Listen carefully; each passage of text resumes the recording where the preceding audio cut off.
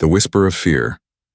The galactic council chamber was filled with the hum of voices that rose and fell like waves against metal walls. The representatives of 100 species sat in tiered circles, each one certain of their own dominance and stability. Across the stars, but beneath the confident tones, there was a whisper, an echo that had traveled across centuries and refused to die.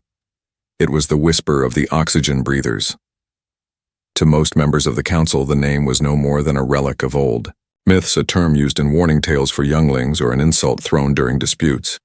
They laughed at the idea of a species so reckless that it thrived on an element that poisoned many worlds. They dismissed the name whenever it surfaced as if the very thought was beneath their attention. But for some older voices in the chamber, the sound of those words stirred unease.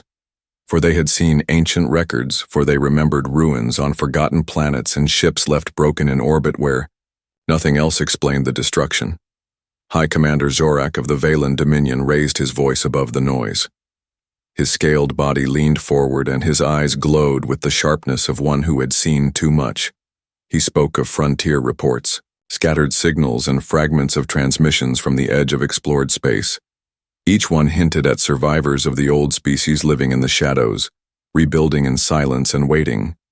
Zorak told them of soldiers in his fleet who had gone missing, near the gray world of Solarius, only to return shaken whispering of humans. The chamber broke into laughter and scorned his words. The Thalians, with their crystalline voices, mocked the idea of oxygen breathers surviving in the modern galaxy. Imubai. Rhinari called it a ghost tale spread by cowards who failed to defend their patrol routes. But Zorak did not waver. He slammed a clawed hand upon the council table and reminded them that myths were born of truth, that the last time the oxygen breathers had been encountered, entire fleets had vanished and empires had fallen silent. He spoke of bones found on planets where radiation storms raged, and yet the remains showed signs of life lived and battles fought. While the council laughed, the archivist, Eldra of the Meru Order, sat quietly. Her kind were historians, guardians of memory. They did not speak unless truth demanded it. She leaned back, her tendrils shifting in thought, remembering data she had once seen buried deep in forbidden archives. The oxygen breathers had not simply been forgotten. They had been erased deliberately. Their existence had been sealed behind warnings and redacted histories, and that act of erasure told her something far more dangerous than the council wished to admit. Beyond the chamber, in the cold expanse of the frontier, a small alien scout ship drifted across an unnamed world. Its sensors flickered as it picked up signs of fire and habitation. The crew, curious and overconfident, descended expecting to find primitives scratching at stone. What they found instead was a figure standing in the wind, battered and scarred yet upright. The alien scanners read the atmosphere thick in oxygen, a death sentence for most galactic life. But this creature breathed deep and steady, his chest rising as though the storm itself gave him strength. The scouts approached cautiously. Their instruments told them the surface temperatures swung wildly, day and night. The radiation level was hostile. The storms shredded metal, and yet the human endured. He lifted a hand, not in surrender but in warning. His eyes locked with the aliens through their visors, and in that moment they felt the unsettling sensation of being prey. Back in the council chamber, Zorak's warnings echoed while others laughed and sneered. He told them that danger had returned, that the oxygen breathers walked once more under alien skies. The laughter continued, but the whispers grew louder beyond their control. Of fear born in the marrow, of history stirred and would not be silenced. For the galaxy had long forgotten why the name oxygen breathers once made rulers tremble. But soon they would remember. First encounter. The scout ship that had landed upon the frontier world did not return, with confidence but with unease etched into every movement of its crew. The reports they brought back were fragmented words that carried both disbelief and a trembling fear. The commanding officer of the ship was a Valan named Krath, a seasoned officer who had faced plasma storms and rebel uprisings without flinching. But even his scaled hands shook when he described what he had seen. He told the debriefing chamber of a figure that did not wear armor or rely on exosuits, yet stood in an atmosphere rich with oxygen that would corrode most alien lungs. He spoke of a being that bore scars across his body, not as signs of weakness, but as records of survival. His voice lowered when he described the eyes that met his own with no trace of fear, only a cold, sharp focus that made him feel as if he was the one being measured. The officers around the debriefing chamber dismissed him at first, but the sensor data silenced their mocking laughter. The readings showed radiation spikes, storms of toxic wind and gravitational shifts that should have crushed a fragile species. The logs, however, revealed that the human had not only endured these conditions, but thrived in them. The officers leaned closer as the recordings played, showing the human lifting debris with raw strength and dragging injured scouts to safety before vanishing into the storm. The scouts had not been attacked nor hunted yet. The humans' display of effortless survival in such extremes was more terrifying than any act of violence. News spread fast across the outer sectors, and by the time it reached the Galactic Council, the whispers grew into heated discussions. The Thalians refused to believe it, their crystalline voices ringing with denial, claiming the footage was fabricated. The Renari suggested it was a rogue mutant from some forgotten experiment. Others argued it was nothing more than a primitive animal mimicking intelligence. But those who had studied the old fragments of history felt their bones grow cold. They remembered the warnings etched into forbidden data vaults that spoke of a species that could adapt to every battlefield and every environment. While the council continued to argue, the frontier scouts returned to the gray world of Solarius, seeking to capture one of the strange beings for study. They landed near the ruins of an abandoned settlement and began scanning for life signs. The atmosphere clawed at their lungs even through filters, but they pressed on, guided by orders of their superiors. At first, they thought the planet was empty until shadows began to move between the shattered structures. Then a voice echoed through their comms. Not their own, not in their tongue, but clear and sharp. In translation, "Oh, should not have come here." From the dust emerged not one but a small group of humans, each carrying makeshift weapons forged from broken machinery and sharpened steel. Their bodies bore scars, but their movements were steady and deliberate, as though the storm and ruin were part of their blood. The scouts raised their plasma rifles, expecting to frighten them, yet the humans did not flinch. One stepped forward, taller than the others, his breath steady as he inhaled the oxygen storm around them. He carried no shield yet. His eyes burned with a ferocity none of the scouts could match. The standoff stretched long until one of the younger scouts panicked and fired.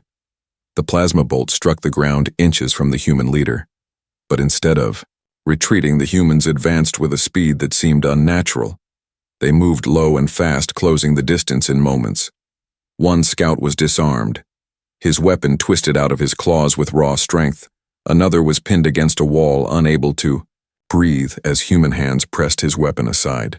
The fight ended before it began, and the scouts found themselves staring into faces that had seen war long before their species had learned to leave their homeworlds. The humans did not kill them. Instead, they left the scouts alive with a single warning. Take this message back to your masters. Tell them the oxygen breathers do not wish for war, but if war is brought, it will be answered.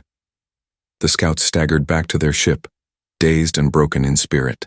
Their departure was silent, but the weight of their encounter carried across the stars. The council would soon learn that the myths they mocked were living, breathing, and preparing. And for the first time in generations, the galaxy trembled not at weapons or fleets, but at the simple presence of man. The experiment. The Galactic Council could no longer dismiss the rumors as baseless when the captured scout team delivered recordings of their encounter. The images showed humans walking freely, in air so dense with oxygen that it would corrode machinery and suffocate most known species. They walked through storms and radiation fields with nothing more than the clothes on their bodies, and yet they endured. This revelation shook many, and the council grew restless. Demands were made for direct study of the species so that truth could be uncovered and weakness exploited. Before long, a plan was drawn to capture living specimens for controlled research. A fleet of small cruisers was dispatched to Solarius under the command of Admiral Uran of the Rhinari Dominion.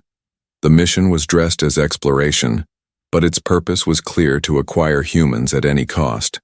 The fleet surrounded the planet, deploying ground teams armed with restraints designed for high-gravity predators.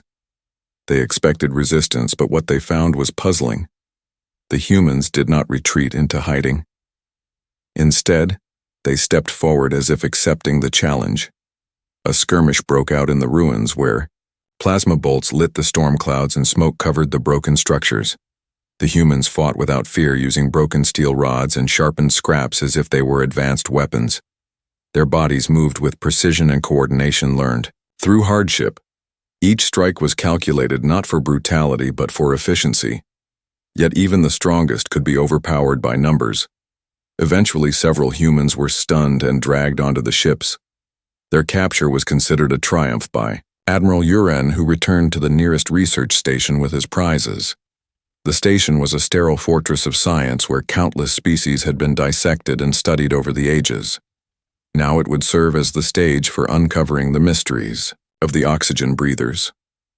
The first tests began with simple endurance trials.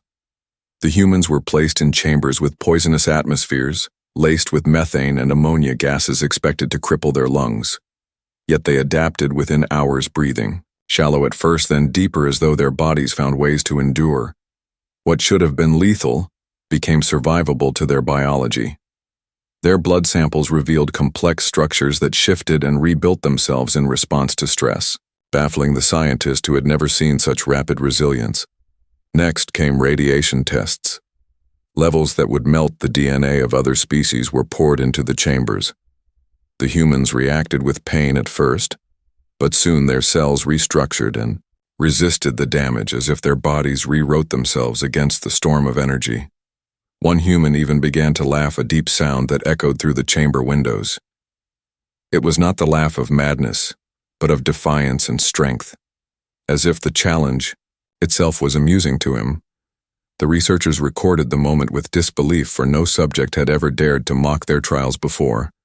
The scientists pushed further, exposing their captives to extremes of heat and cold that cracked steel and shattered glass. The humans endured, shivering at first, then steadying until their breathing slowed to calm rhythm.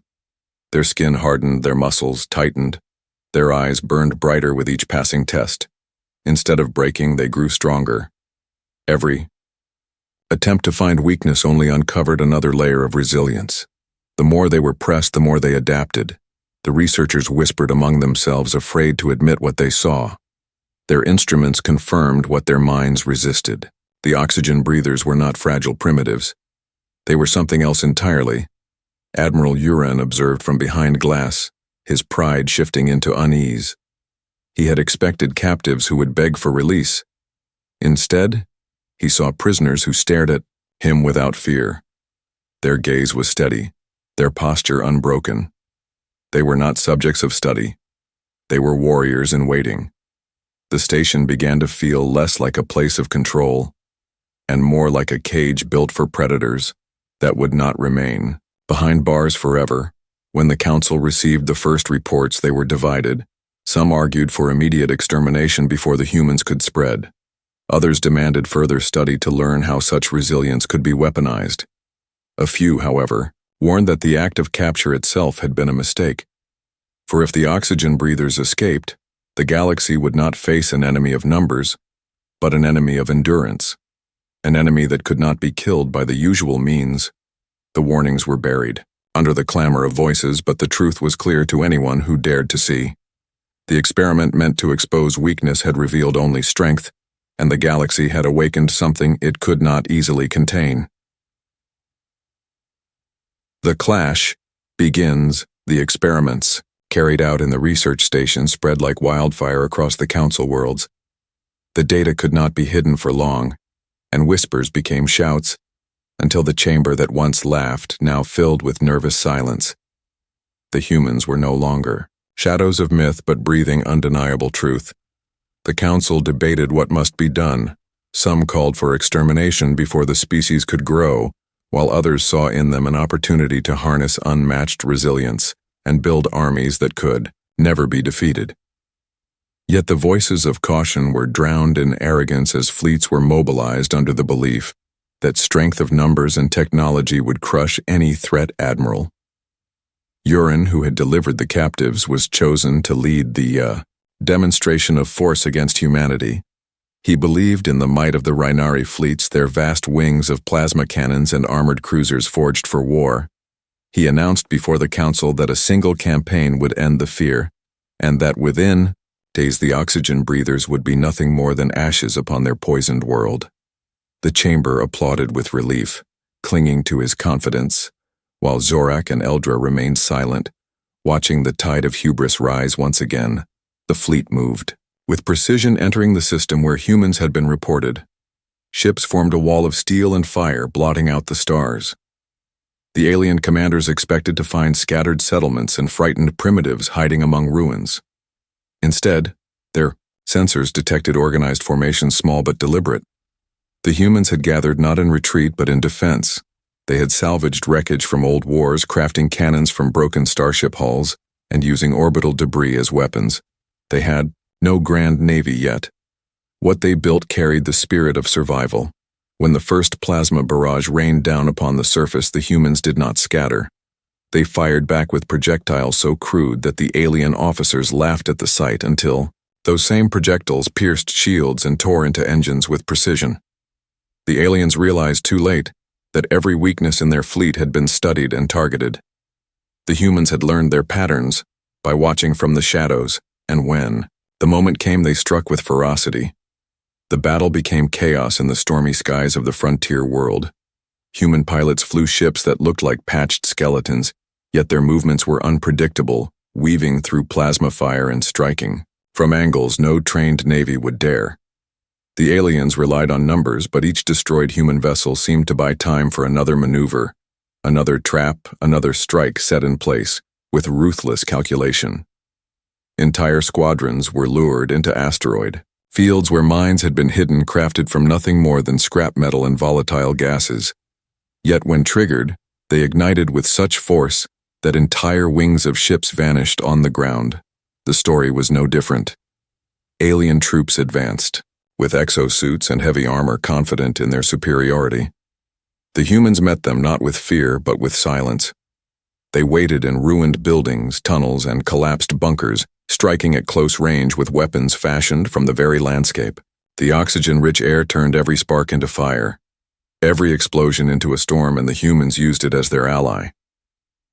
The aliens found themselves fighting not only soldiers, but the world itself, as if the planet bent to the will of its people. Admiral Uran watched in disbelief as his perfect formation crumbled. His commands grew frantic as reports poured in of destroyed cruisers and fallen battalions. His pride dissolved into desperation when he realized the humans were not improvising in panic, but executing strategies built from understanding their enemy more deeply than the enemy understood themselves. Every trap, every maneuver, every counterattack was deliberate and precise. By the time reinforcements arrived, the Rhinari fleet was in ruins. Out of dozens of cruisers, only a handful limped away, their hulls scarred, their weapons silent. The humans did not pursue the retreating ships, but stood victorious among the wreckage. The message was clear. They had not fought for conquest, but for survival, and survival was their greatest weapon. When word reached the council, the chamber was not filled with laughter but with dread. They had underestimated the very thing they sought to crush. They had provoked the oxygen breathers, and, in doing so, they had revealed to the galaxy that humanity was not only alive, but prepared to fight on their own terms. For the first time in generations, the council faced a truth that could not be erased. Strength alone would not defeat these survivors. They had unleashed a force that would not bow to their fleets or their arrogance, and the clash that had begun was only the first ripple of a greater storm. The hidden past. The council chamber was heavy with silence as the survivors of Admiral Uran's fleet delivered their reports. The proud Rhinari admiral who had once promised swift victory spoke now with trembling words. His fleet had been shattered by a people who should not have been capable of such defiance. His tale of crude ships and scavenged weapons cutting down advanced cruisers spread through the galaxy until even the youngest of species began to whisper again. The old name, oxygen breathers, no longer a myth, but a threat, no longer a ghost, but a force breathing in plain sight. The fear that once lingered in shadows now began to grow in open halls. Amid this storm of panic, Eldra, the archivist of the Meru Order, withdrew into the forbidden archives of her people. The Meru were keepers of memory, and while the Council erased truths, the Meru preserved them deep in vaults beneath oceans and deserts. Eldra traveled alone to the water moon of Chiral, where the greatest of these archives was hidden. She swam through the shimmering currents and entered halls where glowing crystals held records untouched for thousands of years. There she sought the truth of the humans, not the myths, not the whispers, but the written memory sealed away when the galaxy chose to forget. She uncovered records older than most empires of today. They told of an age when humanity was not scattered or hidden but spread like wildfire across dozens of systems. Their ships were crude compared to what now flew in the skies, yet their minds and their will had made them unconquerable. Empires had risen to challenge them, but time, and again those empires had collapsed before the relentless adaptability of man. The archive spoke of wars not won by numbers or by technology, but by endurance battles where humans outlasted storms that melted armor, battles where they fought with empty hands when weapons broke and still emerged victorious. Their greatest weapon was never the machine but themselves. Eldra found darker truths as well. She read of the reason humanity had been erased, not by accident, but by design. An ancient empire known as the Siraxi had faced the humans in open war. The Siraxi were powerful, their fleets unmatched, their technology far beyond what any other species possessed. Yet they had been broken by humanity, not in grand, decisive battles, but in countless small ones where human persistence turned every victory into slow defeat. The Siraxi archives told of fleets ground into dust by guerrilla strikes, by traps laid on hostile worlds by soldiers who refused to surrender even when cut off. From supplies, the Siraxi at last used weapons of mass destruction, burning entire systems in desperate attempt to cleanse the threat. They destroyed human colonies and poisoned their worlds, and then in fear of their return, they persuaded the Council to erase all record of them. Humanity was declared extinct, their name reduced to whispers and their memory locked in forbidden vaults. Eldra's tendrils trembled as she realized the depth of the lie. The Council had not simply forgotten humanity, they had buried them because they feared them more than any enemy in history. What terrified her most was that despite the genocide, despite the fire and poison, despite the centuries of silence, the humans had not vanished. They had endured in corners of the galaxy too harsh for others to claim. They had rebuilt in ruins where storms raged and radiation burned. They had waited unseen until the Council's arrogance had brought them forward, once again. When Eldra returned to the Council chamber, she carried with her the weight of truth. She stood before the gathered species and declared that the oxygen breathers were not a rising threat, but an old one. They had fought empires before. They had been erased, not because they were weak, but because they could not be destroyed. Her words sent ripples of fear across the chamber. Some shouted denial, some demanded silence. Others listened with pale faces, knowing in their bones that her revelations rang true. High Commander Zorak rose and supported, her account adding his own memories of ruins found across forgotten battlefields. His testimony alongside hers silenced many voices, though fear continued to grip them. The Council now faced a choice. They could admit their past crime and prepare for reconciliation, or they could cling to arrogance and press further into war. But even as they argued, humanity moved quietly across the frontier. They were not waiting for debate or permission.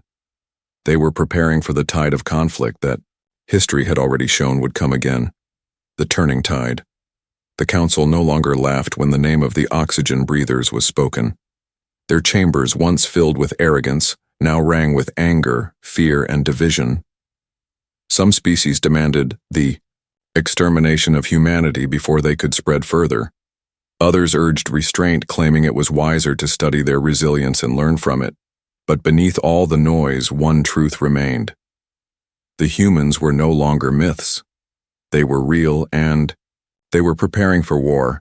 On the frontier, the humans moved with tireless determination. Villages became strongholds and settlements became fortresses. Ruins that had once been silent were reforged into bastions where watchtowers rose from broken steel, and fields of traps stretched across the wastelands. They salvaged every fragment of alien wreckage left from Uran's failed campaign, turning it into weapons that gleamed with new purpose. Plasma rifles once carried by Rhinari soldiers were modified to fire with human ingenuity. Starship hull fragments became armor plating for ground troops. What others abandoned as useless scrap, the humans transformed into tools of survival. When alien patrols ventured too close, they vanished into storms of fire, and shadow fleets that attempted to blockade human settlements found themselves stalked by vessels too small to track and too fast to pin down. These ships struck with hit-and-run, precision-disabling engines and communications before fading into asteroid fields like hunters melting into the forest. The Council's military doctrine relied on overwhelming force, but overwhelming force became useless against an enemy that refused to fight where the enemy was strongest. Instead, the humans fought where they chose, and every choice left scars on their opponents. The Rhinari were the first to feel the full weight of this new war. Their fleets, once proud and disciplined, now limped home in fragments. Entire battalions vanished, without trace, only to be found weeks later scattered across hostile terrain, where the humans had dragged them into ambush after ambush.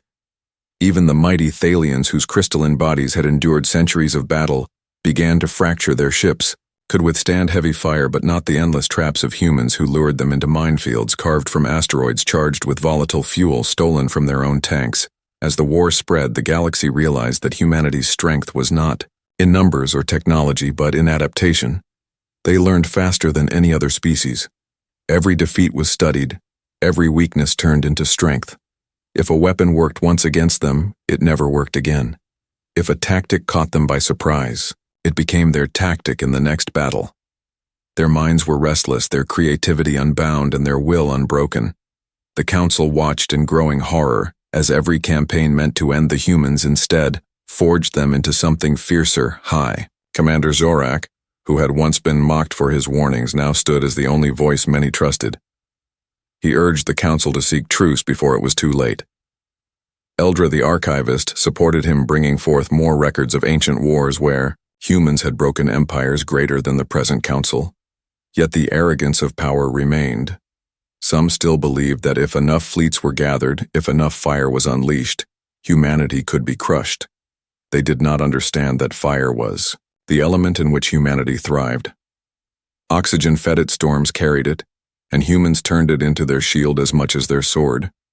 The truth became undeniable when a coalition fleet of 5 great empires descended upon a cluster of human settlements, expecting to annihilate them within hours. Instead, they were met with coordinated defenses beyond imagination. The humans had studied each empire's tactics in silence and prepared counters that struck at their pride. The Rhinari found their shields, hacked by crude but effective interference. The Thalians found their crystalline ships shattered by weapons designed to resonate with their structures. The others found their engines lured into gravity traps created with precision timing. The coalition, that had been meant to display unity and dominance, was shattered in a single campaign. The galaxy trembled at the sight. Humanity was no longer a hidden whisper. They were a storm that spread across every frontier.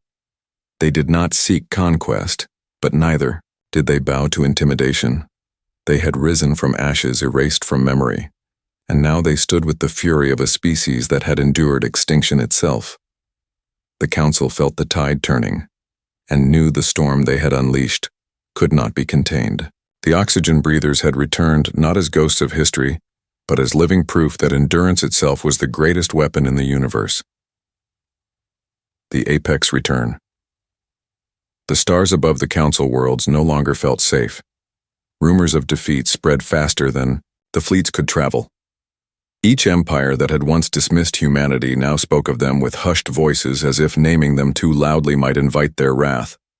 The name Oxygen Breathers no longer carried mockery, but dread. For centuries, the galaxy had believed the humans destroyed, yet now they returned not as scattered primitives but as survivors who had mastered the art of war through suffering and patience. The Council gathered in desperate urgency, sending envoys to every corner of known space, calling for unity against a threat that no single empire could withstand. Across the frontier, the humans were preparing for the final confrontation. Their leaders were not kings or emperors, but soldiers and builders who had risen from the ashes of forgotten wars. They did not speak of conquest, but of survival. They knew the Council would never forgive them for existing. They knew that mercy would never come from those who had once erased them from memory. So they forged their fleets. With hands scarred from centuries of toil, ships rose from dry docks carved into mountains, engines built from scavenged alien cores, hulls patched with steel and plasma alike. They looked uneven compared to the perfect symmetry of Council warships, but every human vessel carried the soul of resilience, and every crew was ready to die if it meant victory. When the final battle came, it was not in a forgotten ruin or a storm world, but in the heart of Council space itself. A vast fleet of every major species gathered to form a wall of firepower meant to crush humanity forever. Their numbers filled the void of space, their cannons lit the darkness like a second sun. Their leaders promised swift destruction, and boasted that this time the humans would not escape. But when the human fleet emerged, it was smaller, yet it carried with it a presence that silenced even the bravest of alien captains. The humans advanced, without hesitation, their ships weaving in formations that defied logic, every movement sharpened by countless battles of endurance. The first clash shook the stars. Plasma fire lanced across space, tearing into human ships, yet the humans pressed forward, unbroken. They fired back with weapons born of necessity, guided by instincts no alien could predict. Mines detonated in the middle of Council formations, ripping open fleets from within, as if the humans had known exactly where to strike boarding. Pods latched onto warships and unleashed soldiers who fought with fury that technology could not match. They turned corridors into arenas of close combat where their strength and resolve overwhelmed armored troops who had never known such relentless ferocity. The Council commanders tried to adapt, but the humans adapted faster. Every tactic shifted, every defense countered. The more the battle dragged on, the more the aliens realized they were not facing an ordinary war. They were facing a species that had been forged by extinction itself, a people who had been erased and yet endured, whose very nature was to overcome what could not be overcome. Even as human ships fell, their sacrifice paved the way for others. Every loss became a lesson, every victory a step closer to breaking the enemy line. At the height of the battle, the flagship of humanity broke through the center of the Council armada. It was not a polished vessel, but a blackened colossus built from salvaged wrecks and old bones of war. Its hull bore scars of countless battles, yet it pressed forward unstoppable.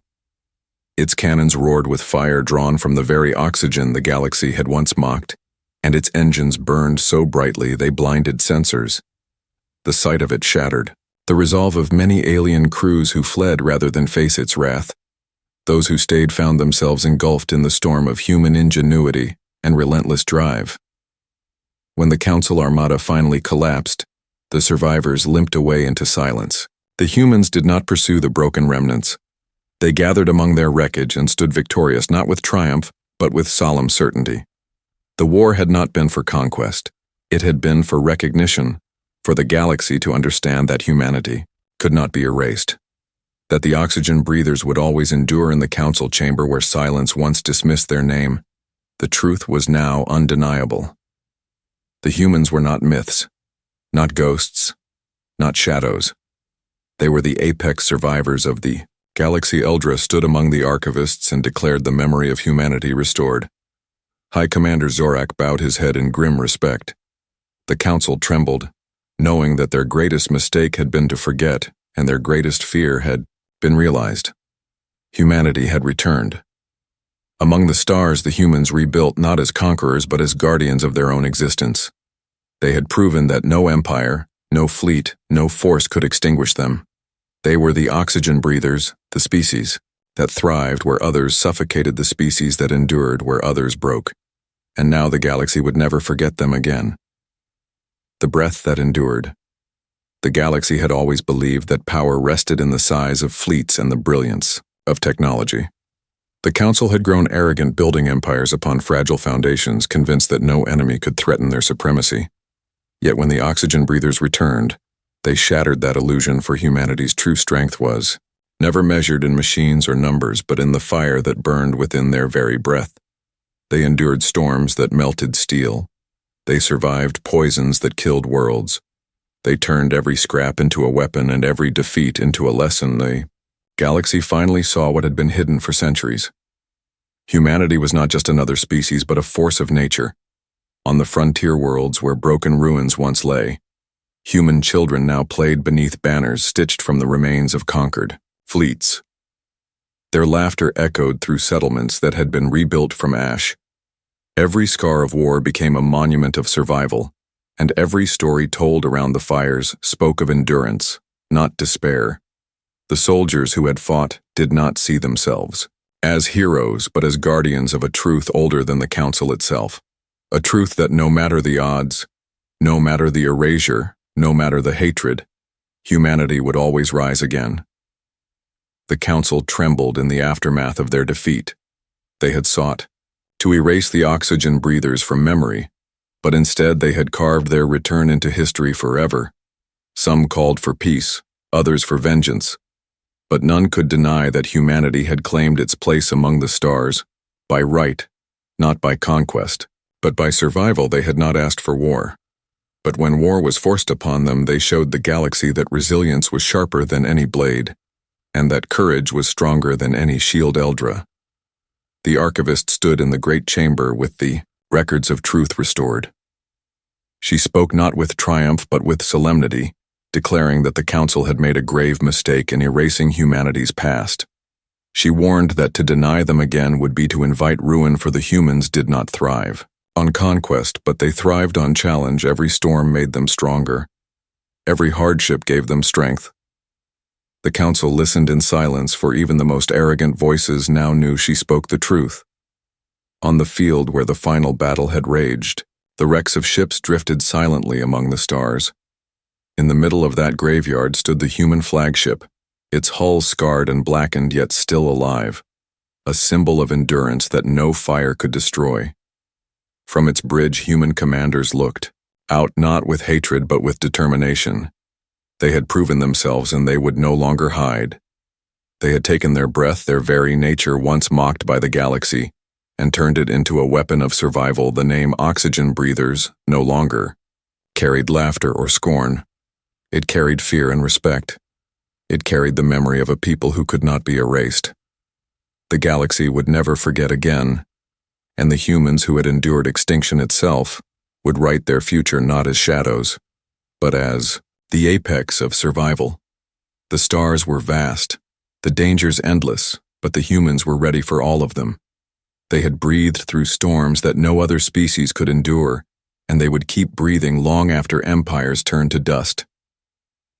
The oxygen breathers had returned, and with them returned the truth that no force in the universe could silence humanity forever. The end.